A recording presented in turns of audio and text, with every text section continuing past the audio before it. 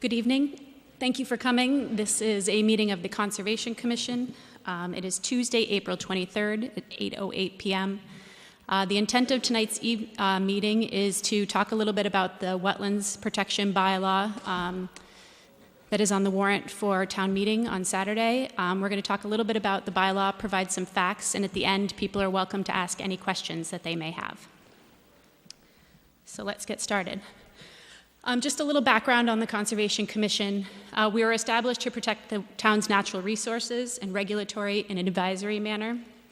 We're responsible for administration of the Wetlands Protection Act and the local Wetlands Bylaw. We're an advisor to the floodplains zoning bylaw and an advisor to other town committees, and we provide information to the town on environmental planning efforts. We are appointed by the town administrator. Current members include myself, Kristen Kent, Ellen Steves, Henry Hall, Meredith Thibault, Tom Familar, and Ben Harvey. Carol Crawford was unable to join us this evening. So first we'll take a look at the Wetlands Protection Act versus the Wetlands Protection Bylaw. We'll compare and contrast what the differences are. The Massachusetts Wetlands Protection Act, they have jurisdiction over coastal wetlands, which include beaches, bank, dune, land under the ocean, rocky intertidal shores. There's a number of different resource areas that fall under that. They also have jurisdiction over inland wetlands, which include bordering vegetated wetlands, streams, banks. It controls floodplain, which is mapped by FEMA, and areas within 100 feet of coastal and inland wetlands, and that area is called the buffer zone. The Wetlands Protection Bylaw also regulates coastal wetlands, inland wetlands, floodplain as mapped by FEMA, and areas within 100 feet of coastal and inland wetlands. We also added areas within 100 feet of floodplain. So the difference is that the bylaw regulates areas within 100 feet of floodplain. Why? Because property owners adjacent to floodplain can unintentionally exacerbate flooding for their neighbors and town infrastructure as a result of the addition of impervious surfaces or changes to the way that water flows across their property. In some cases, the 100-foot buffer zone that was added to the floodplain is an area where FEMA will in the future expand their mapped floodplain. Regulations. The Massachusetts Wetlands Protection Act regulates coastal wetlands. They have very specific performance standards for the work in resource areas. Inland wetlands have specific performance standards. Coastal floodplain has no specific performance standards. Inland floodplain does, coastal does not. So the difference is the Wetlands Protection Bylaw has specific performance standards for coastal floodplain, something that the Wetlands Protection Act does not have. For some reason, the State Wetlands Act is very strong in their protection of other wetlands and resource areas, but silent on coastal floodplain. It's something they've been working on for years and years. They have not been able to figure out a solution for that.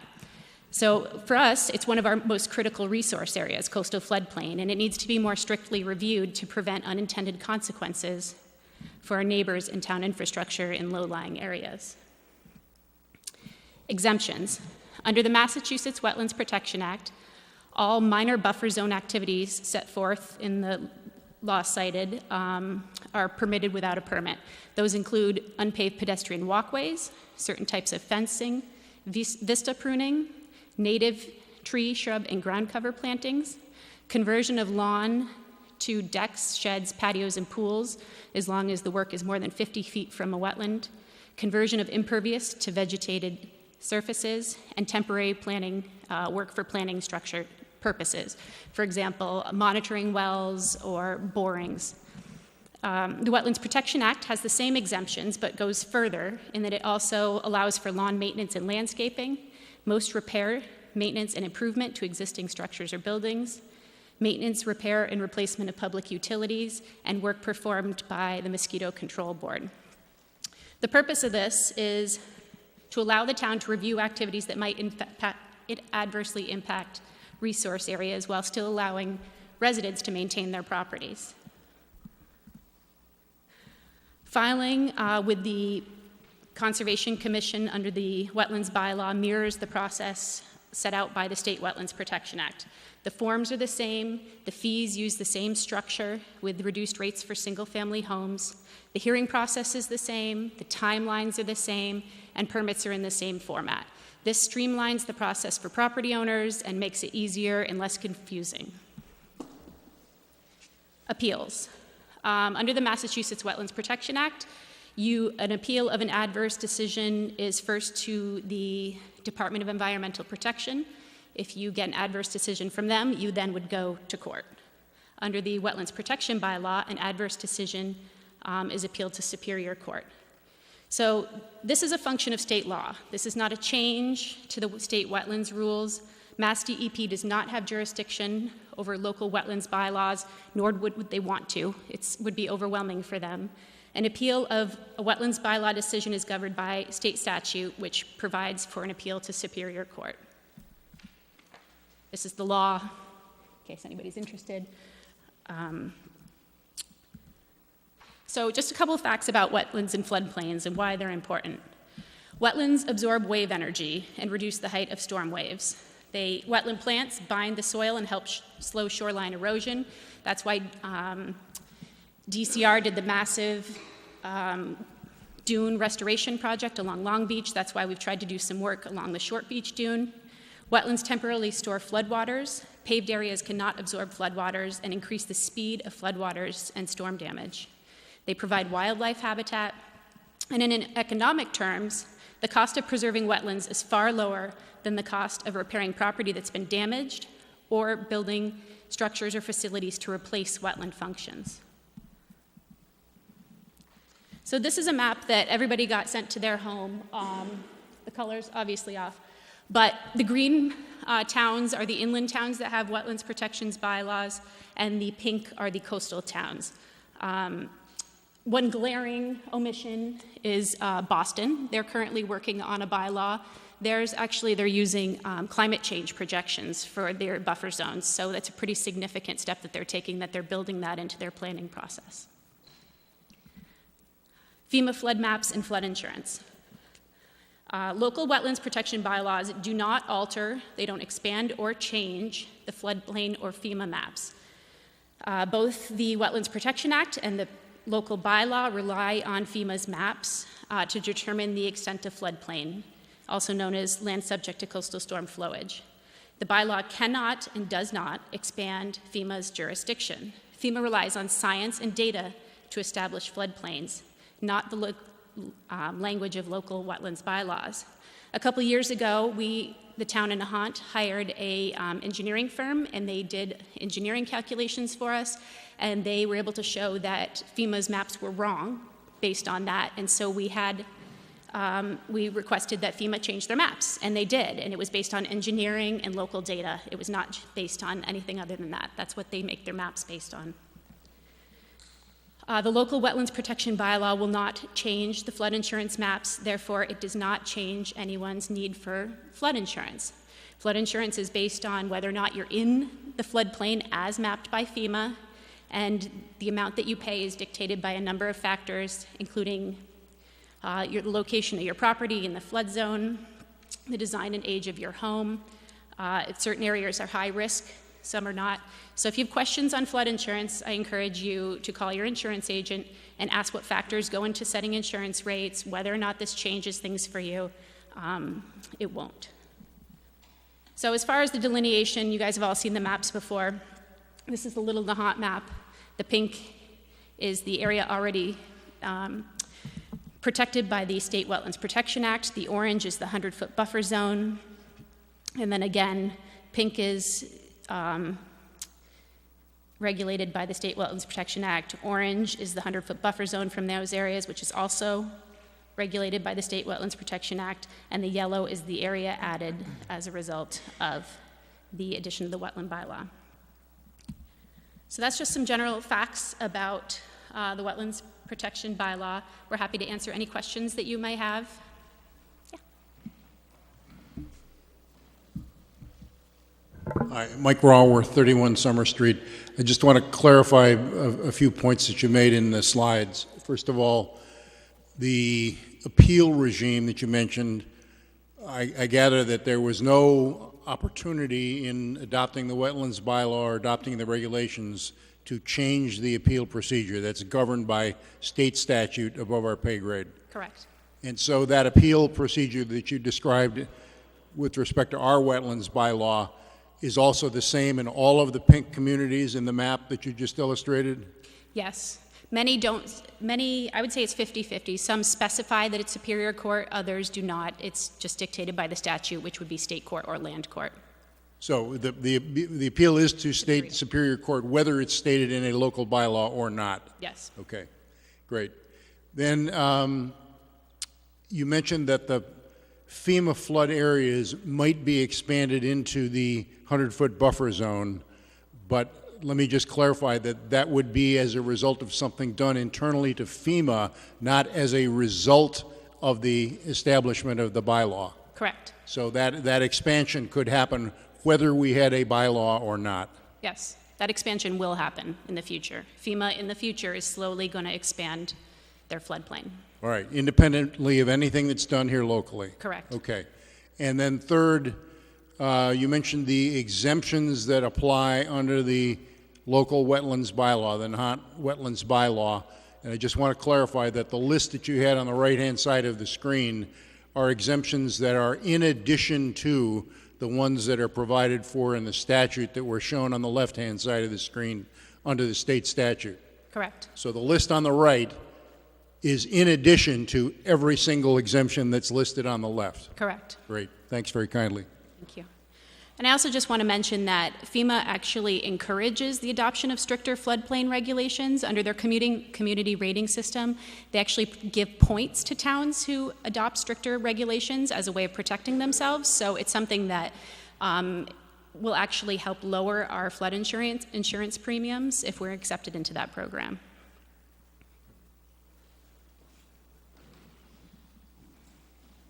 Bill Mahoney, 179 Willow. I was just looking at the advisory and finance statement, and could you discuss, it says the bylaw affects hundreds of homeowners already within the protected area, not just the approximately 70, 75 or whatever it is. Could you could you explain that further, please? Yeah, so that's true. Everyone that's affected by the Wetlands Protection Act is also affected by the Wetlands Protection Bylaw. So if you are already under the jurisdiction of that, you are also under the jurisdiction of the bylaw. The intent of that is, again, there is no state performance standards for work in floodplains. So what the bylaw does is provide for performance standards. They're basic things like, not significantly changing the way water flows across your property, not adding impervious that causes you to flood your neighbors, things like that. So we added those, and that applies to everybody in the town. Okay. Excuse me, everyone under the Wetlands Protection Act and under the bylaw. So, let me get it. The yellow lines, for instance, it's uphill of the wetlands, the state wetlands Theoretically, yeah. designation. Yeah. And the water usually flows downhill, especially Right. impervious areas. So this law is trying to mediate the amount of water going into a wetland or going downhill into a neighbor's Into a floodplain. yard, Right. cellar. Correct. That's one of the key. Yes, that is the Yes. key. Thanks. Yeah.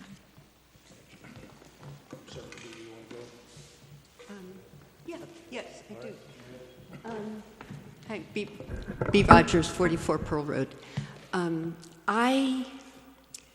I guess I went to both of the hearings on the rules and regulations. I was very happy to hear some of the explanations that you gave. And I have to say it was very clear and much more in the spirit of information at that time than advocacy. And I felt really bad, and I still do, that the specific issues that you identified that are needed were not the subject of this bylaw, that the bylaw, as it's no secret that I believe, is too extensive, too vague, too broad, too expansive, and it doesn't target the specific issues that you very clearly have laid out. So that's one of my reasons for hoping that the bylaw, for not supporting this bylaw, which I didn't and I still don't, is that it took a couple of logical things and leaped into a kind of very much more expanded set of jurisdictions and controls and so on. I think I can't speak better than the warrant article, the FinCom statement. I think it was very extensive and clear, but I'm just saying that when, if you articulate things that we need, and the FinCom statement articulated some other things that we need, it's too bad that the law didn't focus on those. And you explain very clearly that the Wetlands Protection Bylaw can't be appealed in DEP because of, as you very clearly explained. But it doesn't seem as though the Conservation Commission or anyone else said, gee, maybe that's a reason not to do this. Maybe we should narrow the focus so that the need to go to Superior Court wouldn't be quite so extensive, but would only be under these particular things. So I know that, I don't know about the whole Conservation Commission, but I know that you have sort of said, if it gets repealed, that's it.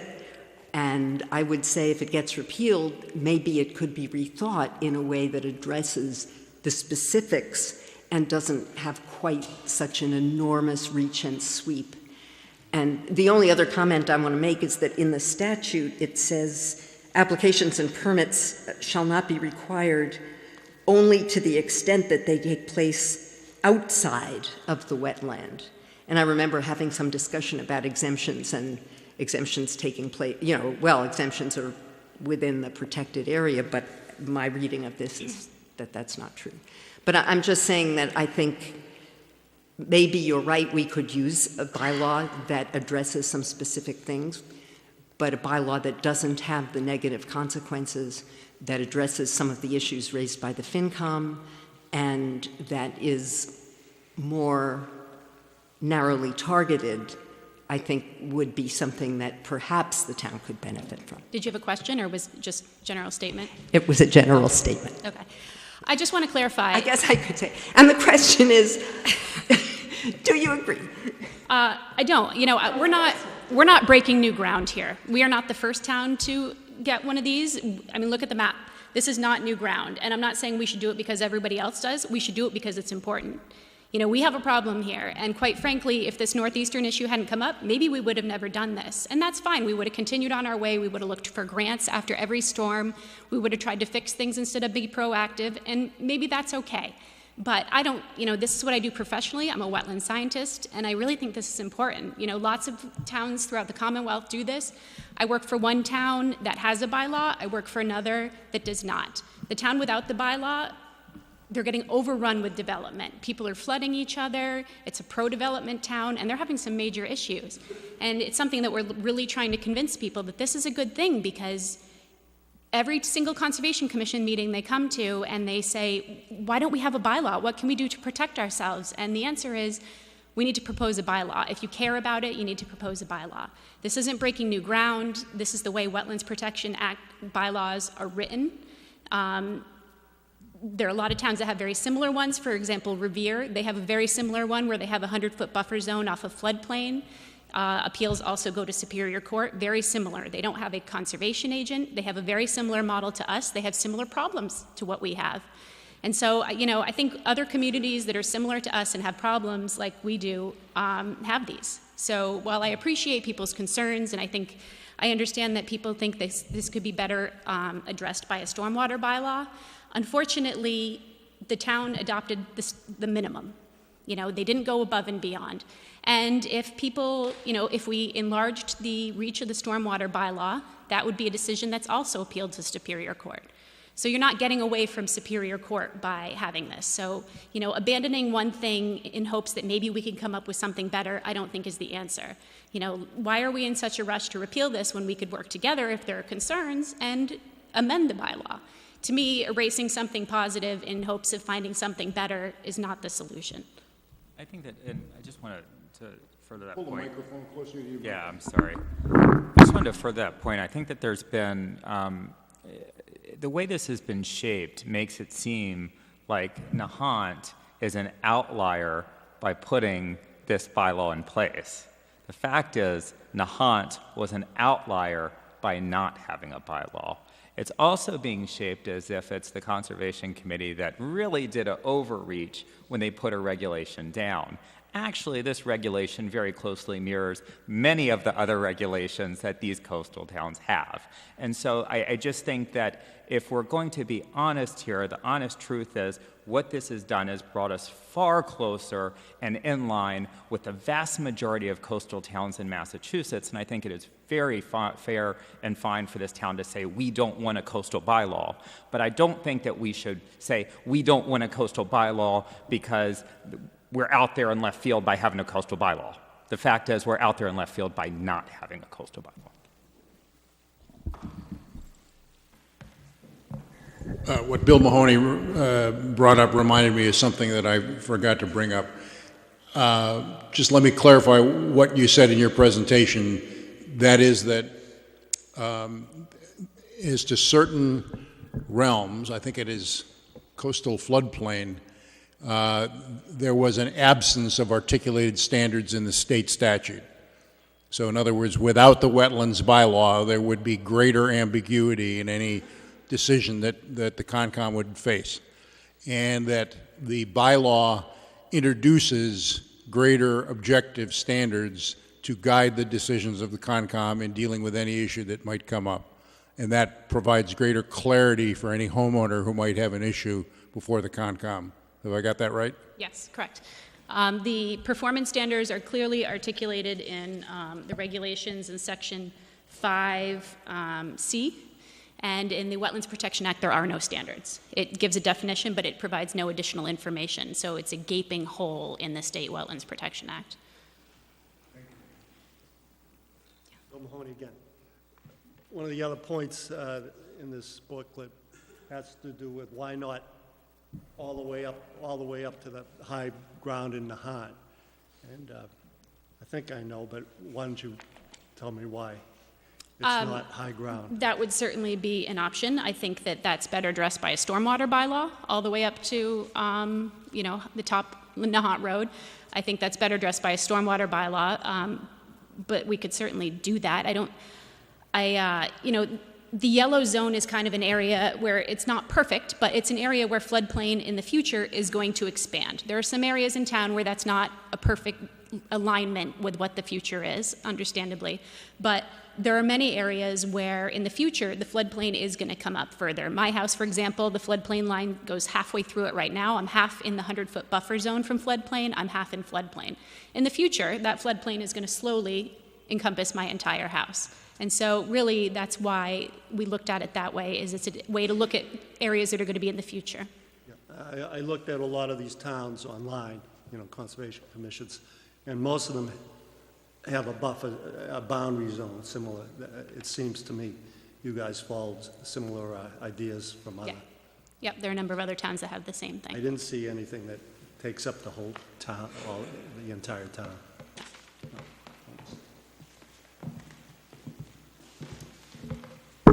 Peg Heinrichs, 31 Wharf Street. I think you referenced a point system that FEMA has, which I'd never heard about before, and the fact that they encourage towns to have a local bylaw. If you could elaborate on that a bit about why that is so, and that if we do continue to have this bylaw, do you automatically get points that might lower some insurance rates for some people, or is there another process, other conditions? Good question. So FEMA has a program called the Community Rating System, and it's a program that you have to apply to and be accepted. Selectman Burrill has been working on it for some time. I worked with him on it a while back. We have not been accepted into the program yet in a manner that we're starting to reap the benefits, but if we continue down that road, what FEMA does is they have different categories for which they provide points, and when you have a certain number of points, residents are eligible for larger flood insurance reductions. So it's 5%, and it incrementally goes up. It is work to get into the program and to accumulate those, but one of the things that they do provide points for is stronger floodplain regulations. Great, thank you.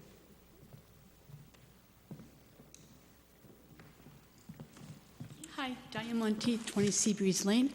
Are many people on your commission affected by the new bylaw? And what are your opinions on how you will be affected? All of us are affected except Mr. Familar.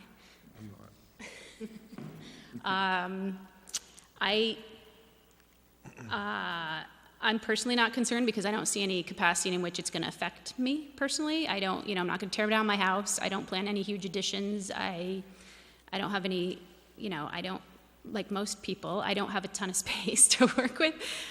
So for me, I don't see any reason why it's going to affect me. It may at some point if I put in a driveway or something like that, or if we choose to do an addition, but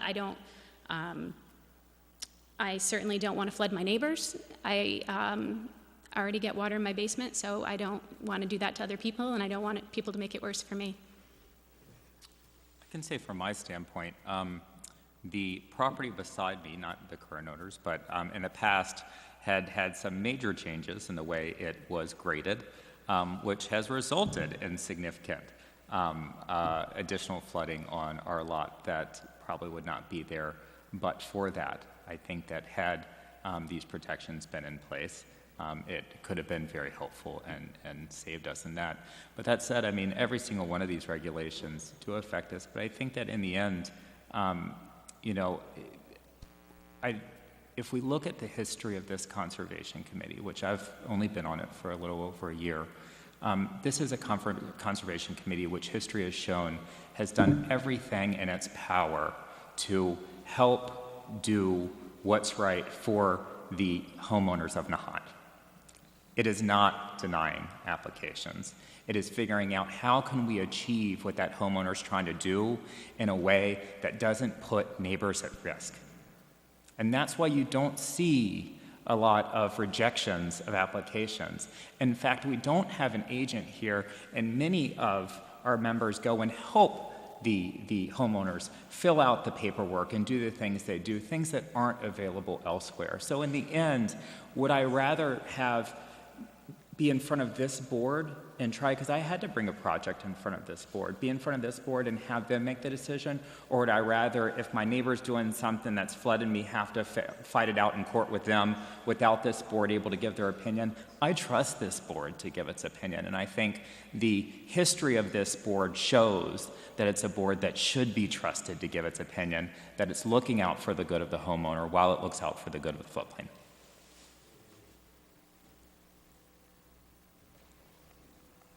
Does anybody else have any questions? Just maybe to kind of flesh out the practical application of this thing to the ordinary homeowner, can you think of some examples of projects you've heard of, projects that have been discussed or considered in some way that were implicated by the new bylaw, and what, if anything, the commission did with respect to them? Where is it most likely that this would have an effect on some homeowner, and what would be the probable effect? I know I'm talking hypothetically, asking you to talk hypothetically, Yeah. but I'm trusting in your creativity. I think the primary situation where I can see this affecting people is if they're tearing down their house and building a new one. That is the major issue that we've seen, particularly in floodplain.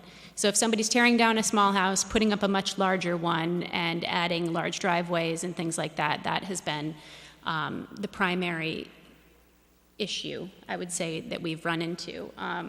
There've been a number of them. Unfortunately, we haven't felt that we had the strength to have them make big changes because the Wetlands Protection Act doesn't provide for that.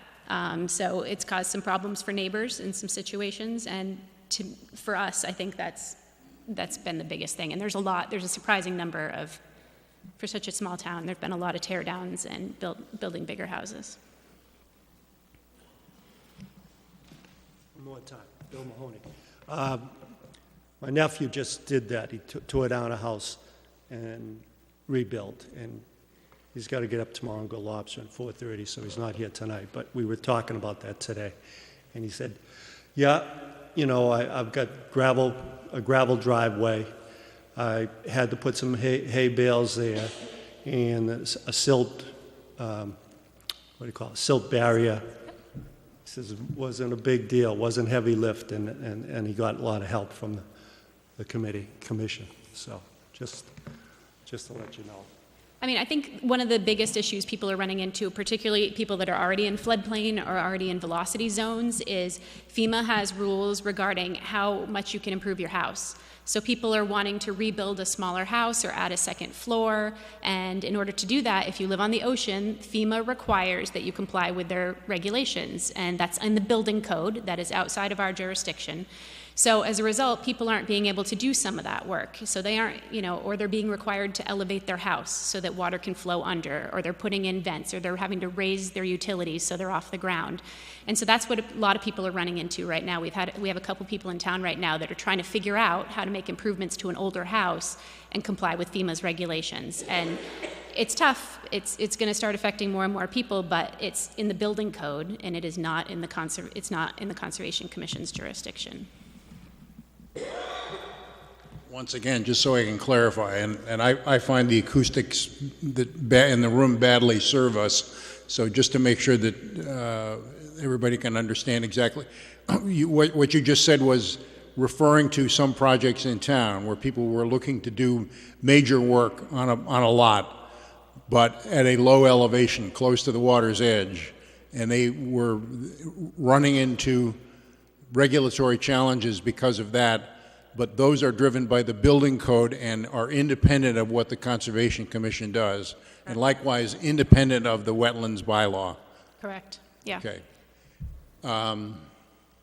Unfortunately, FEMA is confusing because although FEMA dictates the extent of floodplain, which is what we have jurisdiction over, everything else dictated by FEMA does not fall under our jurisdiction. So building requirements are in the building code. Flood insurance is dictated by FEMA's maps. So that's all stuff that's outside our jurisdiction. So people who are having maybe trouble selling their house because of high flood insurance, that has nothing to do with the Conservation Commission, and it has nothing to do with how much the flood insurance is. That is FEMA that is dictating that. Okay.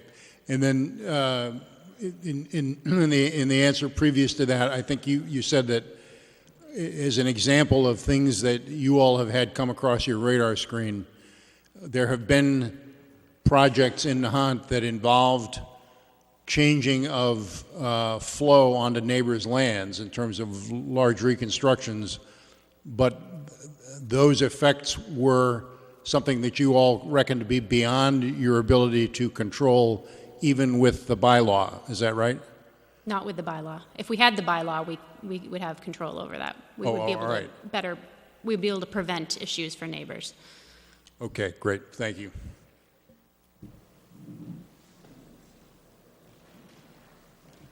Hi.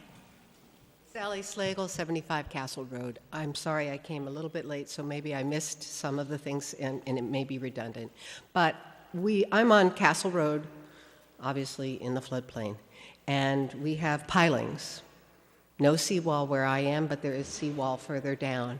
I guess my question is, this would affect the ability to increase pilings if needed, replace pilings, create seawalls if that's optional, or repair seawalls. So I don't know if you talked about those things. That would come under this bylaw and also the current standards, correct? Correct. Good question. Okay. So the Wetlands Protection Act very clearly regulates work in those situations. So that's what's going to dictate those situations. Seawalls cannot be built on houses that are newer than I can't remember the age, I don't know, 1978. It's 1978. So if the house is older than 1978, you can build a seawall with a permit. You can absolutely repair foundations, pilings, seawalls. You'll need a permit. So you needed one before, you will still need one. That doesn't change for you at all. You're welcome. And just, it's worth noting, after last year's storms, 2018 March storms, we have had a lot of people coming and requesting to repair their foundations and their seawalls. And the biggest holdup that we've had has been DEP. They have their eye on Nahant, and they've been very closely watching what we've been doing, because for a long time, we've been a little lax, quite frankly. So DEP has been what's held up some of these projects, just requiring a lot of information so people can do their projects. We haven't, some people have had to wait a month or two for DEP to get on board with what they wanted to do, but we have absolutely approved everyone's permit, because it's a health and safety issue. We are not interested in endangering people in their homes. That's critically important to us. We live here, we're your neighbors, we do not want that. So that's something that we absolutely work with applicants to help make sure they can get things fixed as quickly as they can.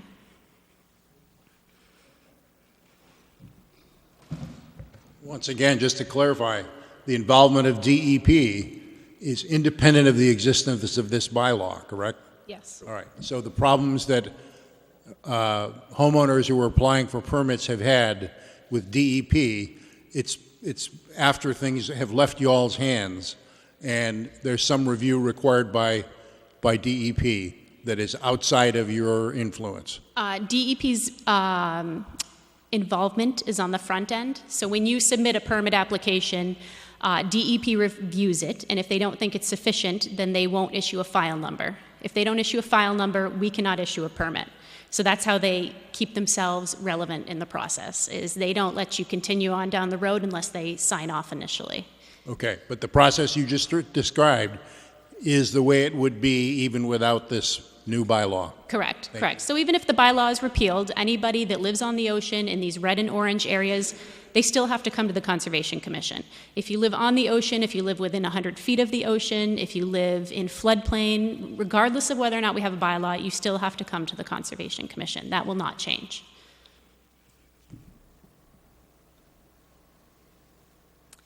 Does anybody else have any questions? Just trying to get this right. Okay. So I'm in the orange, red, and yellow, all three of those colors. So, and I know I was in the orange and pink since 1972 or whatever, since we have the mass law. Okay. So, yeah, we have the yellow. Again, just one more time, I'm kind of slow, I'm getting old. The orange and the pink that I have, am I going to the state if I wanted to do an adjustment in that part of my property?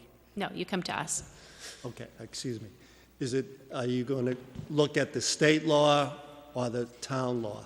If we continue to have the bylaw, we will look at both.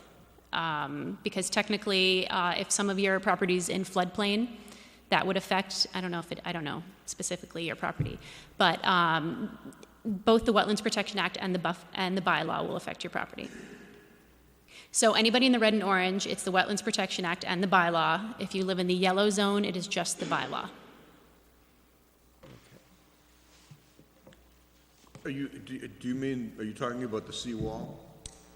Yeah, I'm just trying to find out the difference. I was under the idea that the pink and the orange was pretty much the same with the state mandate and the town bylaw.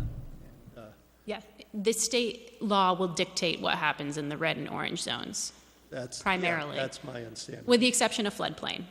So if you live on the ocean, if it's coastal bank, if it is buffer zone to coastal bank,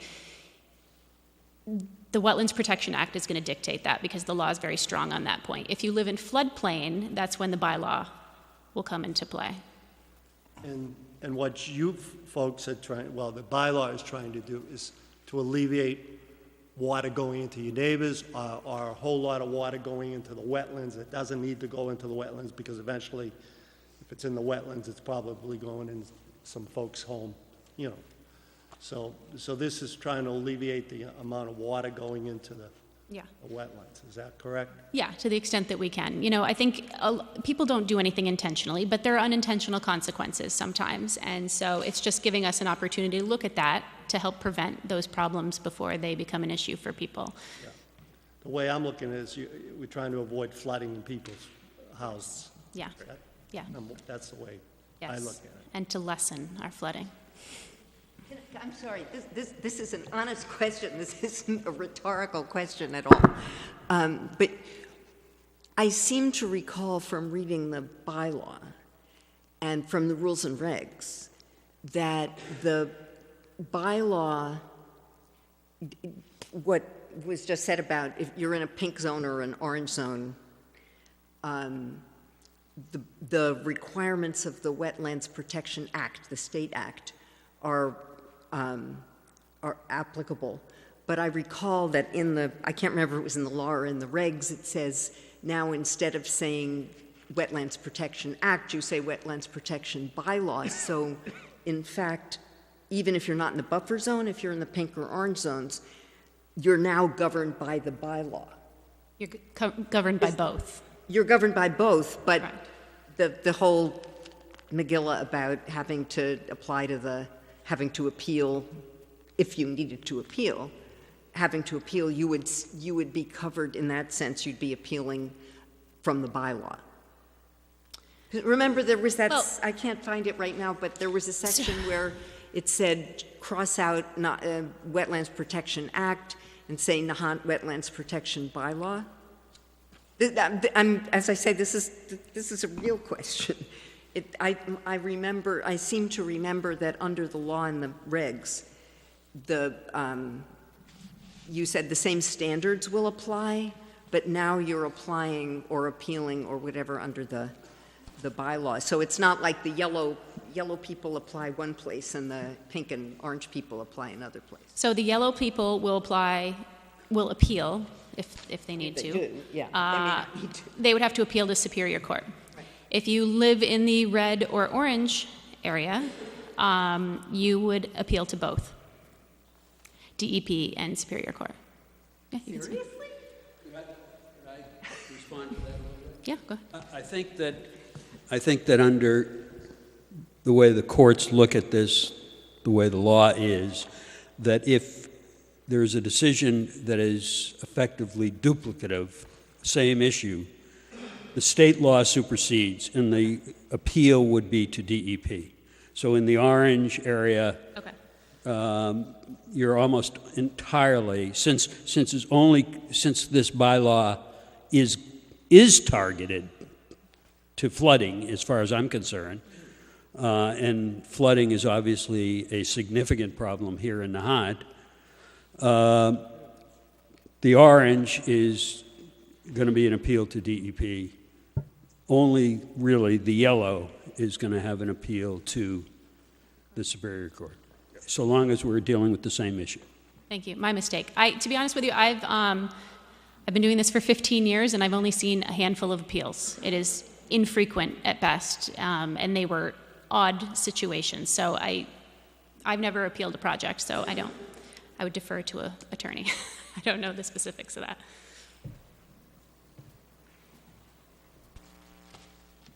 Anybody else have any questions before we wrap up? Sally Slagle, 75 Castle Road. That just brought another question. So if this, or having this bylaw, does that mean that there may be more of these appeals that might be needed because the bylaw is stricter? There will be more cases that will be denied? I don't necessarily, or anticipate that, no. Okay, I was just curious because that was kind of how it sounded. Now we have more control, there's going to be more regulation, then does that mean that there's going to be more need for the appeals? I don't think so. I mean, I don't see why that would be Not the outcome. necessarily. No. I don't. I don't see the approach of the I just conserv- keep- that yeah, just- I don't see the approach of the Conservation Committee changing, which our approach is always, how do we make a project happen, as long as we can do so in a way that's safe for neighbors and floodplain. Within the regulations and Yeah. laws, okay. And usually it's minor adjustments to a project that help prevent issues. And so in the past, we've worked with people and they've been willing to make minor adjustments and they were able to go on their way. So it hasn't been an issue historically, and I don't anticipate it being an issue in the future. Okay, thank you.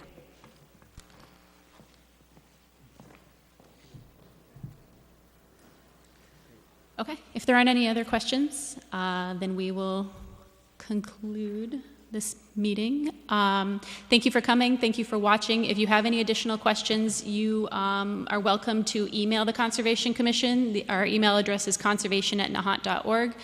We monitor the email address, and we're happy to respond to any questions by email, or we're happy to give you a call. So thank you. Have a good night.